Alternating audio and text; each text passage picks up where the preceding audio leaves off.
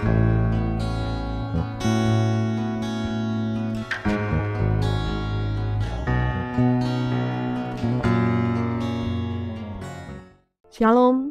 saudaraku yang diberkati Tuhan, kita berjumpa dalam gerakan membaca Alkitab 365 hari.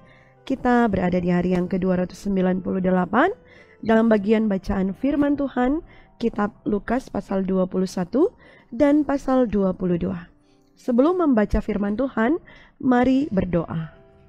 Bapa Sorgawi, Bapa yang Maha Baik, Bapa yang kami sembah di dalam anak-Mu Yesus Kristus, kami bersyukur di hari ini Engkau boleh memperkenankan kami berada dengan keadaan tubuh sehat kuat diberkati. Kami akan membaca firman-Mu, kami memohon tuntunan kuasa Tuhan menyertai dan menuntun kami. Maka ini kami Tuhan sedia untuk bersama-sama membaca kebenaran firman-Mu. Di dalam nama Tuhan Yesus kami berdoa. Amin. Saudaraku yang diberkati Tuhan, mari kita mulai membaca bacaan firman di hari ini. Ketika Yesus mengangkat mukanya, ia melihat orang-orang kaya memasukkan persembahan mereka ke dalam peti persembahan. Ia melihat juga seorang janda miskin memasukkan 2 peser ke dalam peti itu. Lalu ia berkata, "Aku berkata kepadamu, sesungguhnya janda miskin ini memberi lebih banyak daripada semua orang itu. Sebab mereka semua memberi persembahannya dari kelimpahannya, tetapi janda ini memberi dari kekurangannya, bahkan ia memberi seluruh nafkahnya." Ketika beberapa orang berbicara tentang bait Allah dan mengagumi bangunan itu yang dihiasi dengan batu yang indah-indah dan dengan berbagai-bagai barang persembahan, berkatalah Yesus, "Apa yang kamu lihat di situ? Akan datang harinya di mana tidak ada satu batu pun akan dibiarkan terletak di atas batu yang lain. Semuanya akan diruntuhkan." Dan murid-murid bertanya kepada Yesus, katanya, "Guru, bila manakah itu akan terjadi? Dan apakah tandanya kalau itu akan terjadi?" Jawabnya, "Waspadalah supaya kamu jangan disesatkan. Sebab banyak orang akan datang dengan memakai namaku dan berkata, 'Akulah dia.' Dan saatnya sudah dekat, janganlah kamu mengikuti mereka. Dan apabila kamu mendengar tentang peperangan dan pemberontakan, janganlah kamu terkejut, sebab semuanya itu harus terjadi dahulu.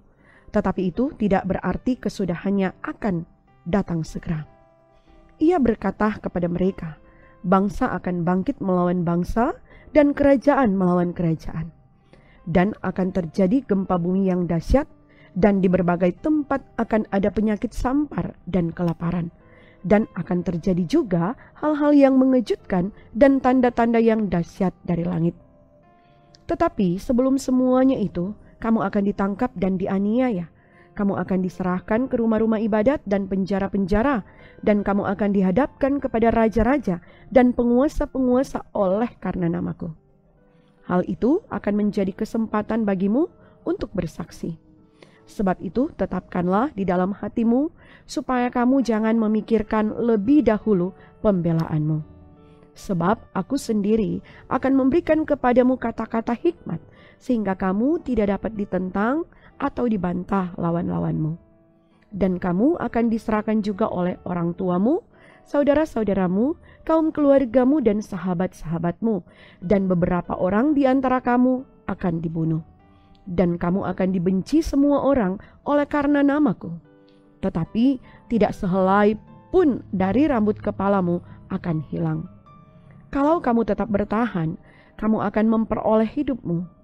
Apabila kamu melihat Yerusalem dikepung oleh tentara-tentara, ketahuilah bahwa keruntuhannya sudah dekat." Pada waktu itu, orang-orang yang berada di Yudea harus melarikan diri ke pegunungan, dan orang-orang yang berada di dalam kota harus mengungsi, dan orang-orang yang berada di pedusunan jangan masuk lagi ke dalam kota. Sebab itulah masa pembalasan, di mana akan genap semua yang ada tertulis. Celakalah ibu-ibu yang sedang hamil atau yang menyusukan bayi pada masa itu, sebab akan datang kesesakan yang dahsyat atas seluruh negeri dan murka atas bangsa ini. Dan mereka akan tewas oleh mata pedang dan dibawa sebagai tawanan ke segala bangsa, dan Yerusalem akan diinjak-injak oleh bangsa-bangsa yang tidak mengenal Allah, sampai genaplah zaman bangsa-bangsa itu. Dan akan ada tanda-tanda pada matahari dan bulan dan bintang-bintang, dan di bumi bangsa-bangsa akan takut dan bingung menghadapi deru dan gelora laut. Orang akan mati ketakutan karena kecemasan berhubung dengan segala apa yang menimpa bumi ini, sebab kuasa-kuasa langit akan goncang. Pada waktu itu, orang akan melihat Anak Manusia datang dalam awan dengan segala kekuasaan dan kemuliaannya. Apabila semuanya itu mulai terjadi, bangkitlah dan angkatlah mukamu, sebab penyelamatanmu sudah dekat. Lalu Yesus mengatakan perumpamaan ini kepada mereka. Perhatikanlah pohon ara atau pohon apa saja. Apabila kamu melihat pohon-pohon itu sudah bertunas, kamu tahu dengan sendirinya bahwa musim panas sudah dekat. Demikian juga, jika kamu melihat hal-hal itu terjadi, ketahuilah bahwa kerajaan Allah sudah dekat. Aku berkata kepadamu, sesungguhnya angkatan ini tidak akan berlalu sebelum semuanya terjadi. Langit dan bumi akan berlalu, tetapi perkataanku tidak akan berlalu. Jagalah dirimu, supaya hatimu jangan syarat oleh pesta pora dan kemabukan, serta kepentingan-kepentingan duniawi, dan supaya hari Tuhan jangan dengan tiba-tiba jatuh ke atas dirimu seperti suatu jerat. Sebab ia akan menimpa semua penduduk bumi ini. Berjaga-jagalah senantiasa sambil berdoa, supaya kamu beroleh kekuatan untuk luput dari semua yang akan terjadi itu, dan supaya kamu tahan berdiri di hadapan Anak Manusia.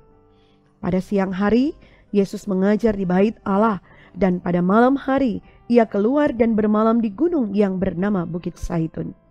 Dan pagi-pagi semua orang banyak datang kepadanya di dalam bait Allah untuk mendengarkan dia.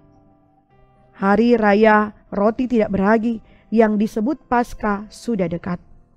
Imam-imam kepala dan ahli-ahli Taurat mencari jalan bagaimana mereka dapat membunuh Yesus, sebab mereka takut kepada orang banyak. Maka masuklah iblis ke dalam Yudas yang bernama Iskariot, seorang dari ke-12 murid itu. Lalu pergilah Yudas kepada imam-imam kepala dan kepala-kepala pengawal bait Allah dan berunding dengan mereka, bagaimana ia dapat menyerahkan Yesus kepada mereka. Mereka sangat gembira dan bermufakat untuk memberikan sejumlah uang kepadanya. Ia menyetujuinya, dan mulai dari waktu itu ia mencari kesempatan yang baik untuk menyerahkan Yesus kepada mereka tanpa setahu orang banyak. Maka tibalah hari raya roti tidak beragi, yaitu hari di mana orang harus menyembelih domba Paskah. Lalu Yesus menyuruh Petrus dan Yohanes, katanya, "Pergilah, persiapkanlah perjamuan Paskah bagi kita supaya kita makan." Kata mereka kepadanya, "Di manakah engkau kehendaki kami mempersiapkannya?" Jawabnya, "Apabila kamu masuk ke dalam kota, kamu akan bertemu dengan seorang yang membawa kendi berisi air. Ikutilah dia ke dalam rumah yang dimasukinya. Dan katakanlah kepada tuan rumah itu, 'Guru bertanya kepadamu, di manakah ruangan tempat aku bersama-sama dengan murid-muridku akan makan Paskah?' Lalu orang itu akan menunjukkan kepadamu sebuah ruangan atas yang besar, yang sudah lengkap. Disitulah kamu harus mempersiapkannya." Maka berangkatlah mereka dan mereka mendapati semua seperti yang dikatakan Yesus kepada mereka. Lalu mereka mempersiapkan Paskah. Ketika tiba saatnya, Yesus duduk makan bersama-sama dengan rasul-rasulnya. Katanya kepada mereka, "Aku sangat rindu makan Paskah ini bersama-sama dengan kamu sebelum aku menderita. Sebab aku berkata kepadamu, aku tidak akan memakannya lagi sampai ia beroleh kegenapannya dalam kerajaan Allah." Kemudian ia mengambil sebuah cawan, mengucap syukur lalu berkata, "Ambillah ini dan bagikanlah di antara kamu. Sebab aku berkata kepada kamu, mulai dari sekarang ini, aku tidak akan minum lagi hasil pokok anggur sampai kerajaan Allah telah datang." Lalu ia mengambil roti, mengucap syukur, memecah-mecahkannya dan memberikannya kepada mereka. Katanya, "Inilah tubuhku yang diserahkan bagi kamu. Perbuatlah ini menjadi peringatan akan aku." Demikian juga dibuatnya dengan cawan sesudah makan. Ia berkata, cawan ini adalah perjanjian baru oleh darahku yang ditumpahkan bagi kamu. Tetapi lihat, tangan orang yang menyerahkan aku ada bersama aku di meja ini. Sebab anak manusia memang akan pergi seperti yang telah ditetapkan. Akan tetapi celakalah orang yang olehnya ia diserahkan. Lalu mulailah mereka mempersoalkan siapa di antara mereka yang akan berbuat demikian. Terjadilah juga pertengkaran di antara murid-murid Yesus. Siapakah yang dapat dianggap terbesar di antara mereka? Yesus berkata kepada mereka, raja-raja, bangsa-bangsa memerintah rakyat mereka, dan orang-orang yang menjalankan kuasa atas mereka disebut pelindung-pelindung. Tetapi kamu tidaklah demikian, melainkan yang terbesar di antara kamu hendaklah menjadi sebagai yang paling muda dan pemimpin sebagai pelayan. Sebab siapakah yang lebih besar, yang duduk makan atau yang melayani? Bukankah dia yang duduk makan, tetapi aku ada di tengah-tengah kamu sebagai pelayan. Kamulah yang tetap tinggal bersama-sama dengan aku dalam segala pencobaan yang aku alami. Dan aku menentukan hak-hak kerajaan bagi kamu, sama seperti Bapakku menentukannya bagiku. Bahwa kamu akan makan dan minum semeja dengan aku di dalam kerajaanku, dan kamu akan duduk di atas tahta untuk menghakimi kedua belas suku Israel. Simon, Simon, lihat, iblis telah menuntut untuk menampi kamu seperti gandum. Tetapi aku telah berdoa untuk engkau, supaya imanmu jangan gugur. Dan engkau, jikalau engkau sudah insaf, kuatkanlah saudara-saudaramu. Jawab Petrus, Tuhan, aku bersedia masuk penjara dan mati bersama-sama dengan engkau. Tetapi Yesus berkata, aku berkata kepadamu Petrus, hari ini ayam tidak akan berkokok sebelum engkau 3 kali menyangkal bahwa engkau mengenal aku. Lalu ia berkata kepada mereka, ketika aku mengutus kamu dengan tiada membawa pundi-pundi, bekal dan kasut, adakah kamu kekurangan apa-apa? Jawab mereka, suatu pun tidak. Katanya kepada mereka, tetapi sekarang ini siapa yang mempunyai pundi-pundi, hendaklah ia membawanya. Demikian juga yang mempunyai bekal. Dan siapa yang tidak mempunyainya, hendaklah ia menjual jubahnya dan membeli pedang. Sebab aku berkata kepada kamu bahwa nas kitab suci ini harus digenapi padaku. Ia akan terhitung di antara pemberontak-pemberontak. Sebab apa yang tertulis tentang aku sedang digenapi. Kata mereka, Tuhan, ini 2 pedang. Jawabnya, sudah cukup. Lalu pergilah Yesus keluar kota, dan sebagaimana biasa ia menuju Bukit Zaitun. Murid-muridnya juga mengikuti dia. Setelah tiba di tempat itu, ia berkata kepada mereka, berdoalah supaya kamu jangan jatuh ke dalam pencobaan. Kemudian ia menjauhkan diri dari mereka kira-kira sepelempar batu jaraknya. Lalu ia berlutut dan berdoa, katanya, ya Bapakku, jikalau engkau mau, ambillah cawan ini daripadaku. Tetapi bukanlah kehendakku, melainkan kehendak-Mu yang terjadi. Maka seorang malaikat dari langit menampakkan diri kepadanya untuk memberi kekuatan kepadanya. Ia sangat ketakutan dan makin bersungguh-sungguh berdoa. Pelunya menjadi seperti titik-titik darah yang bertetesan ke tanah. Lalu ia bangkit dari doanya dan kembali kepada murid-muridnya. Tetapi ia mendapati mereka sedang tidur karena duka cita. Katanya kepada mereka, mengapa kamu tidur? Bangunlah dan berdoalah supaya kamu jangan jatuh ke dalam pencobaan. Waktu Yesus masih berbicara, datanglah serombongan orang sedang muridnya yang bernama Yudas, seorang dari ke-12 murid itu, berjalan di depan mereka. Yudas mendekati Yesus untuk menciumnya. Maka kata Yesus kepadanya, hai Yudas, engkau menyerahkan Anak Manusia dengan ciuman? Ketika mereka yang bersama-sama dengan Yesus melihat apa yang akan terjadi, berkatalah mereka, Tuhan, mestikah kami menyerang mereka dengan pedang? Dan seorang dari mereka menyerang hamba imam besar sehingga putus telinga kanannya. Tetapi Yesus berkata, sudahlah itu. Lalu ia menjamah telinga orang itu dan menyembuhkannya. Maka Yesus berkata kepada imam-imam kepala dan kepala-kepala pengawal bait Allah serta tua-tua yang datang untuk menangkap dia. Katanya, sangkamu aku ini penyamun, maka kamu datang lengkap dengan pedang dan pentung. Padahal tiap-tiap hari aku ada di tengah-tengah kamu, di dalam bait Allah, dan kamu tidak menangkap aku. Tetapi inilah saat kamu, dan inilah kuasa kegelapan itu. Lalu Yesus ditangkap dan dibawa dari tempat itu. Ia digiring ke rumah imam besar, dan Petrus mengikut dari jauh. Di tengah-tengah halaman rumah itu, orang memasang api dan mereka duduk mengelilinginya. Petrus juga duduk di tengah-tengah mereka. Seorang hamba perempuan melihat dia duduk dekat api. Ia mengamat-amatinya lalu berkata, "Juga orang ini bersama-sama dengan dia." Tetapi Petrus menyangkal, katanya, "Bukan, aku tidak kenal dia." Tidak berapa lama kemudian, seorang lain melihat dia lalu berkata, "Engkau juga seorang dari mereka." Tetapi Petrus berkata, "Bukan, aku tidak." Dan kira-kira sejam kemudian, seorang lain berkata dengan tegas, "Sungguh, orang ini juga bersama-sama dengan dia, sebab ia juga orang Galilea." Tetapi Petrus berkata, "Bukan, aku tidak tahu apa yang engkau katakan."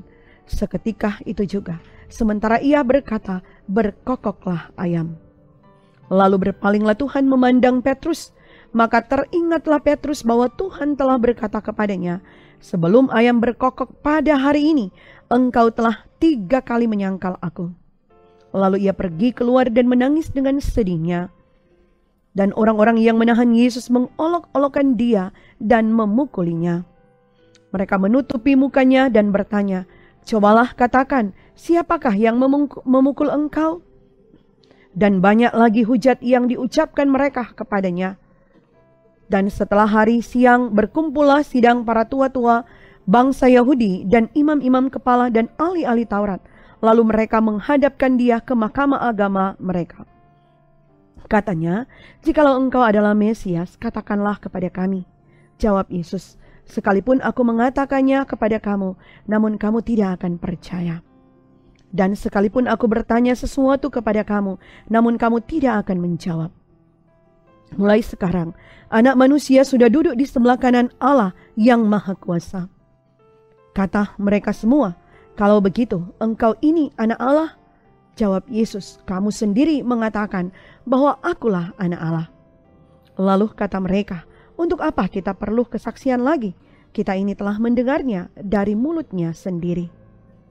Sampai demikian bacaan firman di hari ini. Mari berdoa. Terima kasih Tuhan Yesus untuk penyertaan-Mu ketika kami membaca firman di hari ini. Kami sungguh yakini setiap perkataan firman berguna dan bermanfaat dalam pertumbuhan iman percaya kami kepadamu.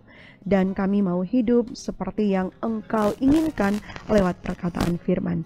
Kami mau mempersembahkan segala rencana kerja dan harapan hidup kami secara pribadi, keluarga, berjemaat, bermasyarakat, berbangsa dan bernegara. Engkaulah yang akan menolong dan menyertai kami dalam kerja pelayanan kami. Di dalam nama Tuhan Yesus, kami bawa doa kami ini. Amin. Saudaraku yang diberkati Tuhan, demikian untuk bacaan kita di hari yang ke-298. Kiranya Tuhan Yesus selalu memberkati dan menyertai kita sekalian. Shalom.